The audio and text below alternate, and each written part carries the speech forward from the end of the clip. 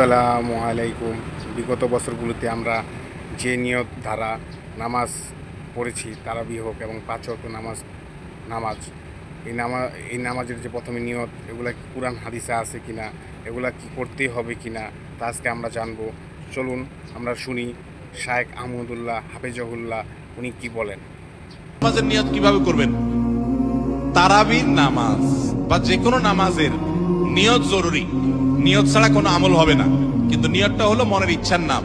নামাজের জন্য এরকম নাওয়াইতুয়ান, এরকম গদবাদা যে দোয়া আমরা শিখেছি, এগুলোর কোনোটি কোরআন বা সুন্নাহর কোথাও আমরা নিয়ত করব মন থেকে যে আমি তারাবির নামাজ পড়ছি, বাস এটা আমার ইন্টেনশন আছে, নিয়ত আছে, মনে আছে, এটাই যথেষ্ট। মুখে উচ্চারণ করা জরুরি না, এবং মুখে উচ্চারণ করা এটা সুন্নাহও না। নবী সাল্লাল্লাহু আলাইহি ওয়াসাল্লাম শেখানো না, এটা আমাকে ইবাদত করতে হবে তার পদ্ধতিতে। কোনো হাদিসে যদি উৎসাহ দেওয়া না থাকে, আমি কেন সেটা করতে যাব, কসরত করতে যাব? তবে হ্যাঁ, নিয়তটা হলো অন্তরের ইচ্ছার নাম, সেটাই যথেষ্ট। আলাদা মুখে নাওয়াইতুন পড়ার দরকার নেই।